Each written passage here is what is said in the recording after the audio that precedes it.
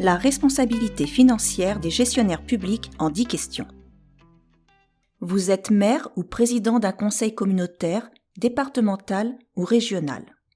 En tant qu'élu de la République, vous gérez au mieux les deniers publics qui vous sont confiés. Parfois, malgré les précautions prises, une erreur ou une faute peut être détectée dans votre collectivité. Jusqu'à présent, c'était la responsabilité du comptable public qui, presque toujours, était mise en cause par la Chambre régionale des comptes, même si la Cour de discipline budgétaire et financière pouvait sanctionner l'ensemble des gestionnaires ayant commis des infractions aux règles financières. À compter du 1er janvier 2023, le juge sanctionnera l'acteur réellement fautif, qu'il soit ordonnateur ou comptable, et ce, avec une amende proportionnée, uniquement pour les fautes considérées comme les plus graves, ce qui exclura les erreurs formelles ou moins lourdes. La réforme vise donc à ce que les fautes sans gravité ne soient plus portées systématiquement devant le juge, mais soient détectées et corrigées par les collectivités qui amélioreront ainsi la qualité de leur gestion. Qu'est-ce qu'un gestionnaire public ? Toute personne employée par une collectivité publique qui gère un budget et engage des dépenses est un gestionnaire public. Citons en vrac votre DGS, le directeur du service des sports ou de la vie scolaire, les agents exerçant des fonctions de régisseur, mais aussi le directeur d'une société publique locale dont la collectivité détient des parts. Votre comptable de la DGFiP est aussi considéré comme un gestionnaire public. Vous-même, en tant qu'élu du suffrage universel, assumez une responsabilité politique et non la responsabilité financière que nous sommes en train de décrire. Sauf cas très particulier, vous ne serez pas justiciable devant la juridiction financière.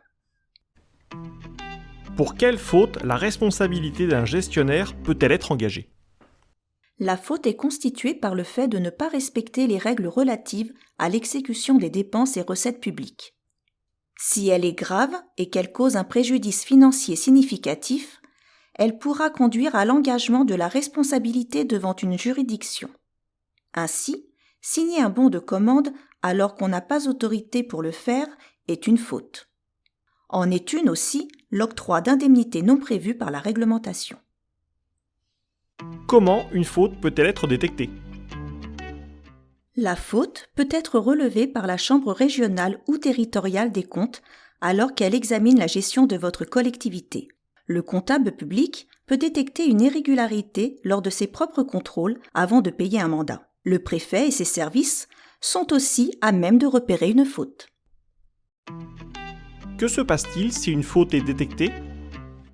Quand une irrégularité est détectée, le premier réflexe doit être de la corriger, c'est-à-dire de rétablir une situation normale au regard des textes en vigueur. Mais quand la faute sera grave et aura causé un préjudice financier significatif à la collectivité, ou qu'un agent aura octroyé un avantage injustifié à quelqu'un ou à lui-même en tirant un intérêt personnel, c'est le juge qui interviendra. Quel est le juge compétent pour qualifier la faute ? Le juge sera la Cour des comptes et non la Chambre régionale des comptes, même pour les cas concernant les collectivités locales. La Cour pourra être saisie par vous-même en tant que maire ou président de la collectivité, par le préfet, par le directeur départemental ou régional des finances publiques ou par les services d'inspection de l'État. Quelles sont les sanctions encourues ? Un dispositif gradué de sanctions est prévu. Le gestionnaire, dont la responsabilité financière est engagée, encourt une amende dont le montant peut aller jusqu'à 6 mois de rémunération. Le juge tiendra évidemment compte des circonstances. Qui comblera le trou financier ? On ne demandera pas au gestionnaire mis à l'amende de rembourser le préjudice causé à la collectivité. Ce sera à cette dernière d'en supporter la charge, comme aujourd'hui dans la très grande majorité des cas. Ainsi, après une attaque cybercriminelle où un escroc a usurpé l'identité d'un fournisseur par exemple, la collectivité doit payer le véritable créancier, même si l'argent détourné n'a pas été récupéré. Seule exception, si la faute relève exclusivement de la responsabilité d'un comptable de la DGFiP, l'État viendra combler la perte subie par la collectivité. Comment assurer que les agents obéissant aux consignes ne soient pas traduits devant le juge ? Un agent qui exécute les ordres de sa hiérarchie ne peut pas être poursuivi, sauf en cas de détournement de fonds, évidemment. Le DGS lui-même est exonéré de sa responsabilité financière s'il agit sur un ordre écrit établi par l'élu.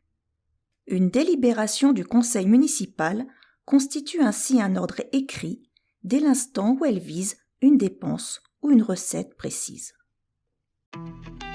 Une collectivité peut-elle se prémunir contre les risques de faute ?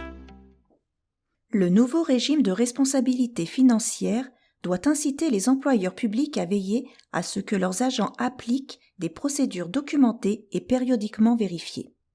On appelle cela le contrôle interne et la maîtrise des risques. Dans la grande majorité des cas, il vous sera utile de regarder avec attention la façon dont sont gérées les subventions, les payes et les opérations des régies. Pour accompagner vos services dans cette démarche, n'hésitez pas à solliciter votre comptable public ou le conseiller aux décideurs locaux de la DGFiP. Leur expérience peut être précieuse et ils sont là pour vous aider. Avant de conclure, une toute dernière question. Les élus sont-ils vraiment hors du système qui vient d'être décrit ? Les élus locaux peuvent être poursuivis dans 2 cas seulement. Le premier est la situation classique de la gestion de fait, c'est-à-dire la manipulation de deniers publics à la place du comptable de la DGFiP. Un maire ne peut pas encaisser les droits de place sur le marché quand son régisseur est malade. En cas de gestion de fait, une infraction spécifique est prévue pour laquelle un élu peut être poursuivi.